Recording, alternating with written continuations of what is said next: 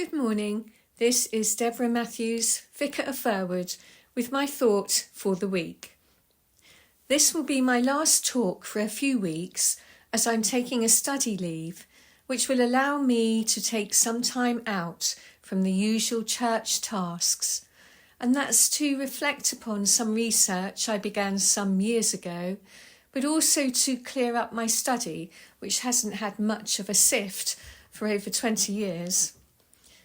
Taking sabbaticals and study leave is something that the Church of England encourages clergy to do every 5 years or so.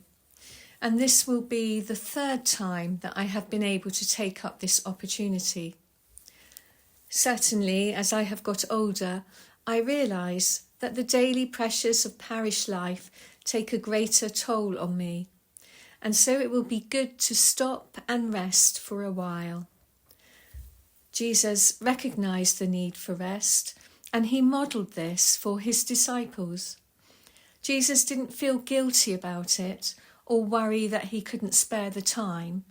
Jesus knew when he needed to rest, and so he made time for it. We could all do with someone telling us not to keep pushing ourselves until we drop. If someone else tells us to rest, then we are more likely to take their advice than if we keep meaning to do it for ourselves.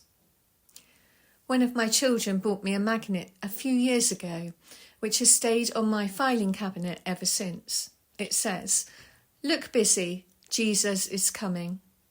And that really made me laugh at the time, but thinking about it, I realised that this can easily become a habit, not only for me, but for a lot of people.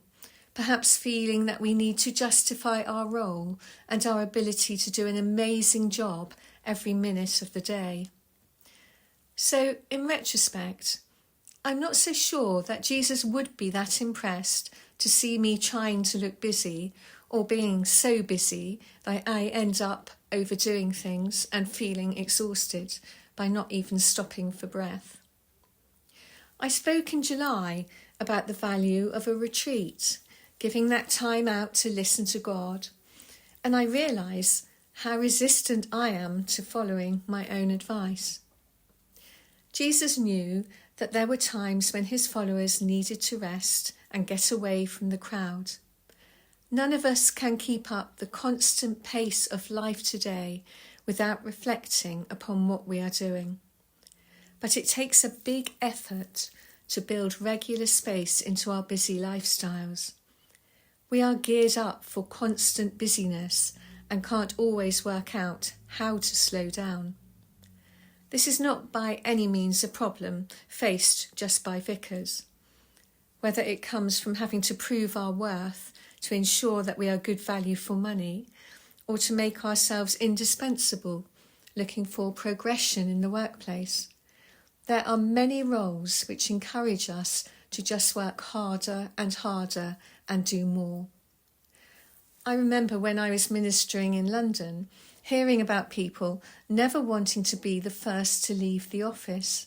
In fact, they were all staying later and later so they could be seen to be dedicated to their company. But if we are too relentless in our pursuits, we will eventually burn out, or at least miss the opportunity to be pleased with the outcome of our endeavours before rushing on to the next priority. I am hoping that my time away from church will enable me to return refreshed, perhaps with a more sensible routine. But I know that I will still need to work at that. And I hope that you have a good week and can enjoy the fruits of your labours. God bless you.